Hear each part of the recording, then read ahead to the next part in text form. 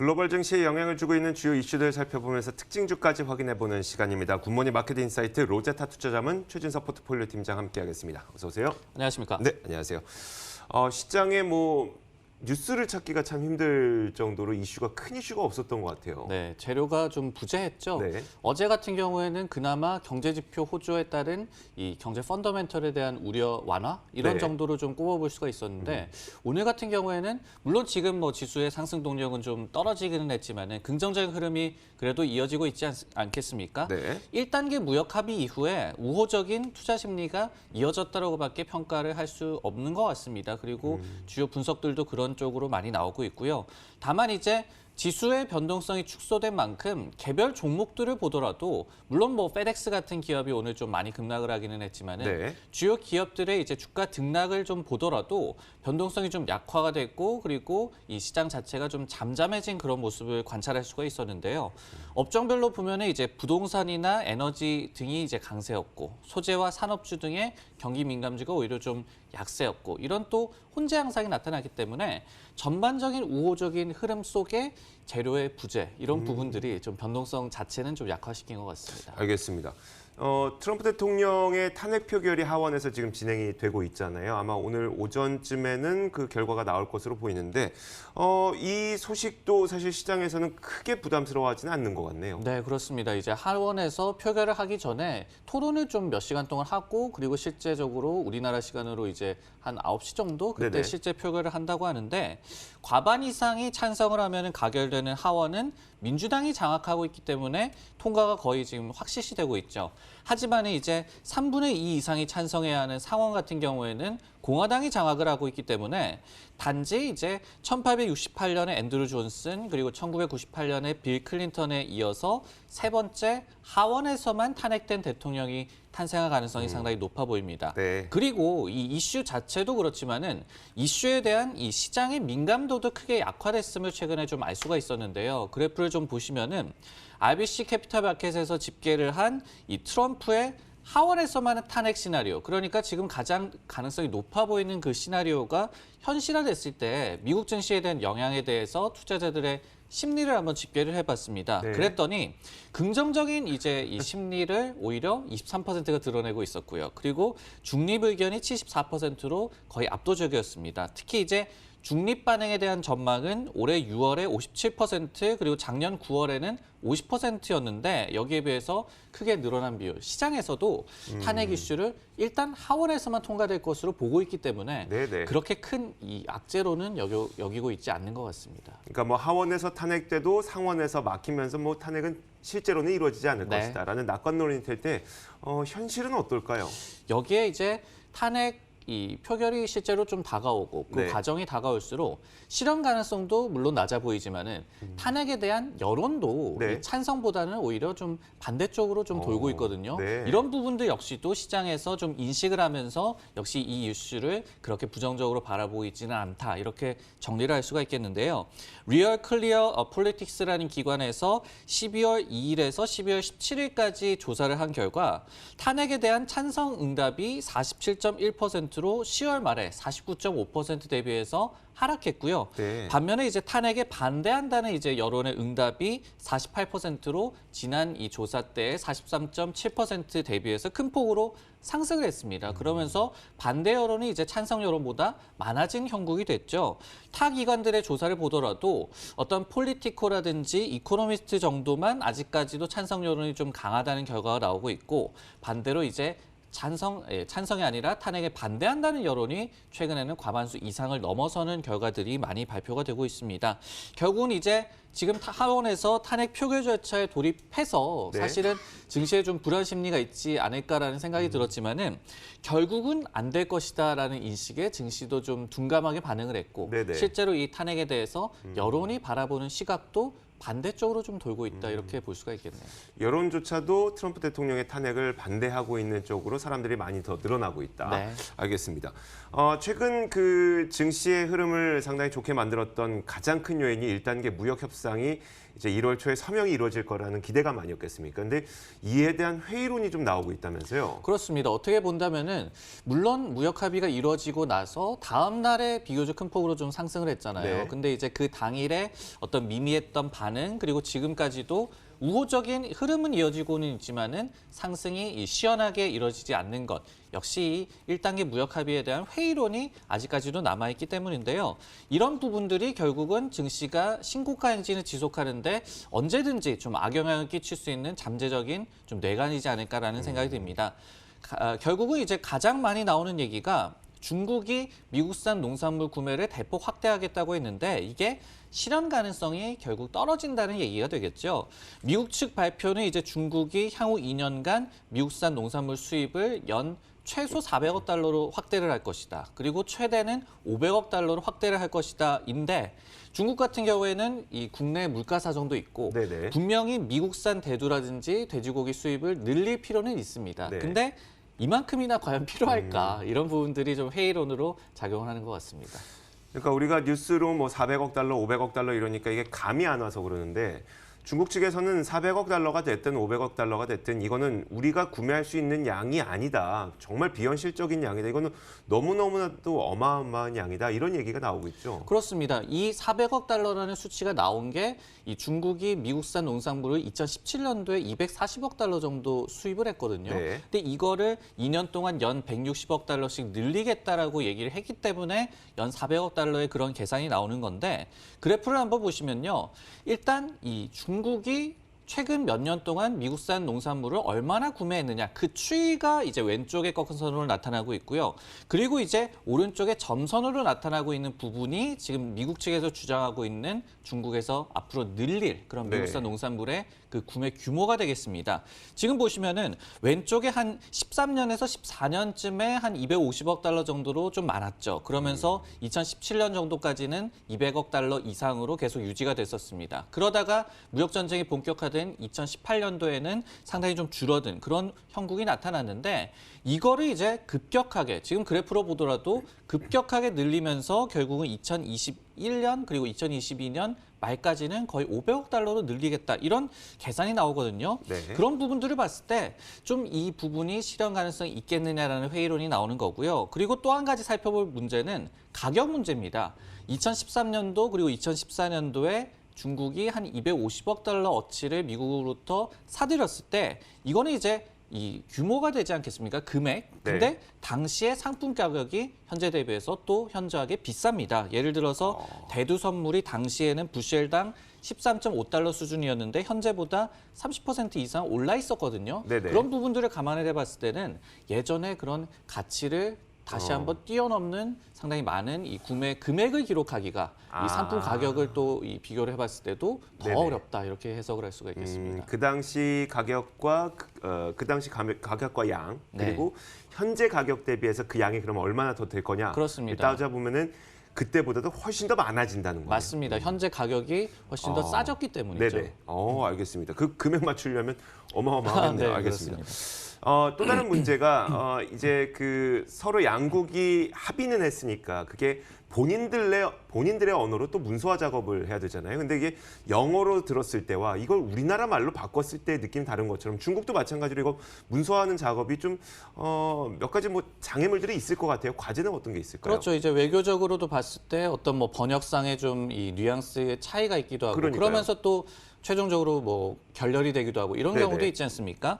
그러면서 월스트리트저널 등에 따르면은 서면 합의문은 여전히 초안 단계다. 그러면서 검토 중이라고 나왔는데 이처럼 아직까지 서면 작업이 또 남아 있다라는 점 역시도 이 같은 불확실성을 남겨놓는 그런 요인이지 않나라는 생각이 드는데요. 그러면서 미국 측 발표는 있었지만은 중국 측은 아직까지 구체적인 농산물 수입 확대 규모 등을 안 밝히고 있죠. 그러다 보니까 이런 이 서면 작업이 빨리 진행이 돼야 할 텐데 만약에 이 걸림돌이 있지 않을까 이런 또 회의론이 있는 겁니다. 이 밖에 이제 중국이 농산물 외의 수입도 향후 2년간 한 2천억 달러 늘리겠다라고 약속을 했다라고 전해지는데 이런 부분들도 이제 비현실적이라는 이 지적들이 좀 나오고 있고요. 결국은 이제 과연 이들이 이 양국이 무리해서 좀 합의를 진행했나 네. 이런 부분들이 1월 초로 지금 서명이 예상이 되고 있잖아요. 그때까지 좀 판가름이 날 것 같고 그때까지는 증시에도 물론 호재가 됐지만은 네. 아직까지도 이런 회의론 등이 좀 살펴봐야 할 좀 이슈지 않나라는 생각이 드네요. 시장이 오르고 또 사상 최고가를 경신하다 보면 이런 우려감이 나오는 것은 좀 당연한 일이기도 합니다만 만약에 이런 그 우려감들이 현실화됐을 때에는 네. 실제 증시의 현상으로 나타날 수 있으니까 한번 계속 저희가 지켜보도록 하겠습니다. 자, 종목 한 가지 볼 텐데 그 가장 처음에 말씀하셨던 페덱스의 주가가 지금도 10% 정도 급락하고 있는 실적 때문이었었죠. 네, 어제 장 마감 이후에 실적을 발표를 네. 했거든요. 근데 회계연도로 2020년 2분기입니다. 19년도 9월에서 11월까지의 실적을 발표를 했는데 일단 실적 수치를 한번 보시면요. 둘 다 컨센서스를 미달했습니다. EPS 같은 경우에 컨센이 2.78달러였는데 2.51달러밖에 나오지가 않았고요. 그리고 매출 같은 경우에도 컨센이 176.9억 달러였는데 173억 달러로 부진하게 발표가 됐습니다. 여기에 이제 2020년 회계연도 전체에 대한 가이던스 역시도 기존에 11에서 13달러를 제시를 했었다가 이번에 10.25에서 11.50으로 하향 조정을 했거든요. 그러면서 컨센인 12달러 수준에도 미치지 못했기 때문에 저희가 이제 좋은 실적을 얘기를 할 때 실적 컨센을 비트하고 그리고 가이던스를 올린다. 레이즈.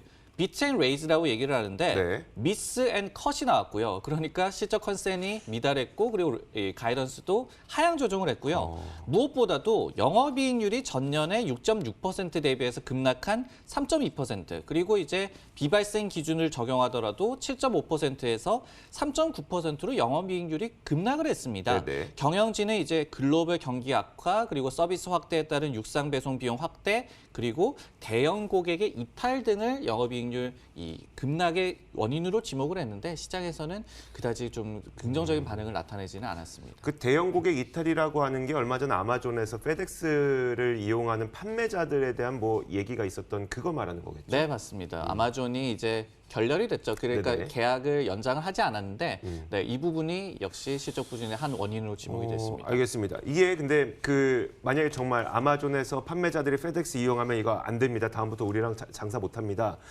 이 단 하나의 이슈 때문에 이렇게 하락한 거라면 그리고 가이던스가 하향 조정된 거라면 글로벌 경기와 그 우리가 묶지 않아도 되니까 상관이 없는데 물류업체들은 글로벌 경기에 또 타다 보니까 이 페덱스의 그 가이던스 하향 조정이 경기에 대한 또 좀 안 좋은 전망 아니야? 라고 해석할 수도 있을 것 같거든요. 그렇습니다. 그렇기 때문에 어떻게 본다면은 오늘 또 실적 부진에 페덱스가 물론 큰 기업이긴 하지만은 네네. 시장 전체에 어떤 그런 큰 영향력을 끼치는 기업은 또 아니잖아요. 네네. 그러다 보니까 말씀해 주셨듯이 원래 이제 배송업체들 같은 경우에는 글로벌 경기와도 그리고 미국의 경기와도 많은 이 연동이 되는 그런 상황이 있기 때문에 좀 우려가 커지지 않았나라는 생각이 드는데요. 당연한 얘기가 되겠죠. 소비 심리가 좋아야지 택배를 좀 많이 시키니까 배송 수요도 많아질 텐데 실제로 지표 간의 이제 흐름을 살펴보더라도 그래프로 한번 준비를 해봤는데요. 실제로 이제 경제 활동과 그리고 페덱스의 주가 흐름을 살펴보더라도 상당히 좀 연동됐음을 알 수가 있습니다. 여기에서 지금 나오고 있는 하나의 이 꺾은 선이 페덱스의 주가, 그러니까 네. 빨간 선이 페덱스의 주가 흐름이 되겠고요. 그리고 이제 파란 선이 이 ISM 복합 PMI, 그러니까 제조업과 서비스업 이 경제 활동을 나타내는 그런 PMI가 되겠습니다. 근데 거의 지금 연동되는 흐름이 나오고 있죠. 네네. 그러다 보니까 저희가 이 기업을 바라볼 때는 이 경기와도 좀 뗄래야 뗄 수 없는 그런 관계를 생각을 해야 될 것 같습니다. 이번 건 좀 단일 이슈였으면 좋겠네요.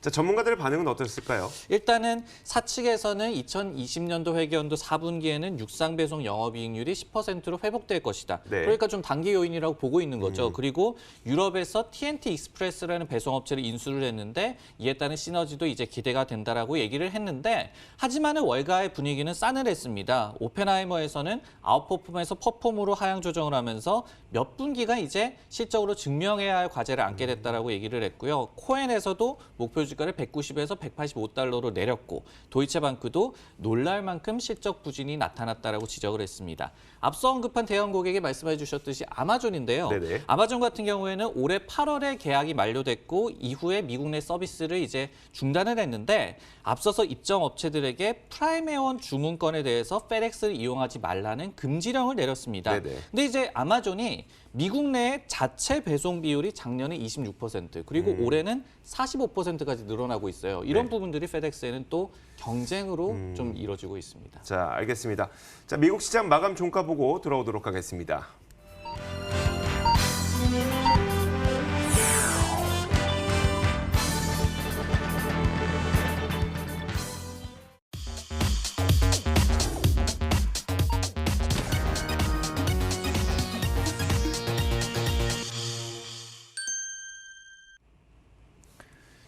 네, 12월 18일 수요일 미국 시장이 마감됐습니다. 미국 시장은 전반적인 지수를 봤을 때 보합권에서 다우는 약보합, S&P와 나스닥은 강보합 이 정도에서 끝이 났습니다. 자, 먼저 다우존스 산업지수부터 살펴보겠습니다. 22포인트 내렸네요. 28,244.60에 오늘 장을 마쳤습니다. 자, 이어서 나스닥도 보도록 하겠습니다. 큰 차이는 없습니다. 강보합이긴 한데 0.05% 찔끔 올랐고요. 8,827.73의 장을 마쳤습니다. S&P 500 지수도 마찬가지로 0.07% 강보합, 0.04% 약보합으로 바뀌었네요. 3,191.38에 오늘 장을 마쳤습니다. 참 안 오른 것도 신기하지만 안 떨어진 것도 좀 신기한 그런 하루였던 것 같아요. 그렇습니다. 어떻게 본다면은 아직까지도 미중 무역 합의에 대한 긍정적인 모멘텀이 남아 있고 네. 그런 가운데 좀 회의론도 나오고 있고 여기에 물론 이제 트럼프 탄핵에 대해서 좀 시장이 둔감하게 여기고 있다고는 하지만 그래도 네. 불안 요인으로 좀 작용을 하고 있고 말씀해 주셨듯이 이 올라갈 이유도 없고 어떻게 본다면은 또 내려갈 이유도 없는 그런 네네. 장세 속에서 지수가 그냥 지지를 한 것 같고요. 그리고 얼마 전에는 또 다우가 이 전날과 똑같이 마감한 날도 있었지 않습니까? 그렇죠, 그런 그렇죠. 것처럼 오늘도 변동성이 상당히 좀 완화가 됐는데 다우 같은 경우에는 월마트라든지 아니면은 프록터앤갬블, 버라이즌 이런 기업들이 주가가 좀 하락을 하면서 네네. 보잉이 상승했음에도 불구하고 오. 좀 하락세로 좀 언더퍼폼이 나타났네요. 알겠습니다.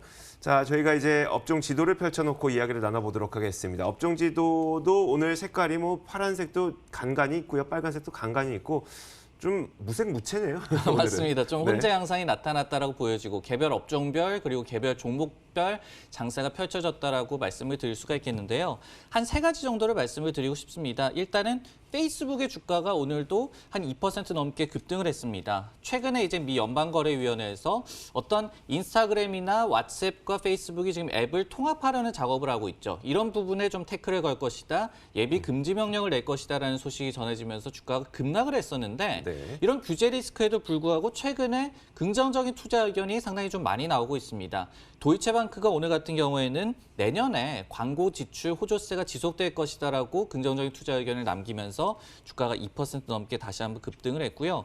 그리고 여기서는 제가 항상 좀 찾을 수가 없던데 테슬라가 오늘도 주가가 좀 급등을 했거든요. 그러면서 이제 사상 최고가를 계속해서 경신하고 있고 아주 상황이 좋지 않았던 때도 있었는데 여러 가지 이슈들이 긍정적으로 해석이 되면서 생산이 못하는 그런 이슈도 해결이 됐고 어떻게 본다면은 중국에서의 이제 생산도 마무리가 됐고 중국산 제품도 이제 나오게 되고 그리고 사이버 트럭이라든지 여러 가지 모멘텀이 테슬라가 지금 주가가 2013년 이후에 최고의 분기 성적을 기록하고 있다고 하네요. 네네. 그러면서 테슬라도 사상 최고치를 경신하는 그런 긍정적인 흐름이 나타나고 있습니다. 마지막으로 지금 헬스케어 업종에 보시면은 일라일릴리라는 이제 항우울제로 유명한 그런 제약 기업이 되겠는데요. 좀 긍정적인 어떤 이 투자 의견이 나왔습니다. 그러면서 3.2% 주가가 급등을 했는데 네. 역시 향후 약품 이 파이프라인에 대한 긍정적인 코멘트가 나왔고 그리고 최근에 보면은 어떤 이 미국의 민간 보험주에 대해서 세금을 좀 깎아주겠다 이런 소식들 그리고 헬스케어 업종이 아무래도 네. 올해 다른 업종에 비해서 좀 덜 올랐다 보니까 그렇죠, 네. 최근 이제 지수의 고점 부담이 있는 가운데 좀 좋은 흐름을 보이고 있는 것 같네요. 알겠습니다. 자, 12월 18일 수요일 시장을 저희가 정리해봤습니다. 로제타 투자자문 최진석 포트폴리오 팀장과 함께 이야기 나눠봤습니다. 고맙습니다. 네, 고맙습니다.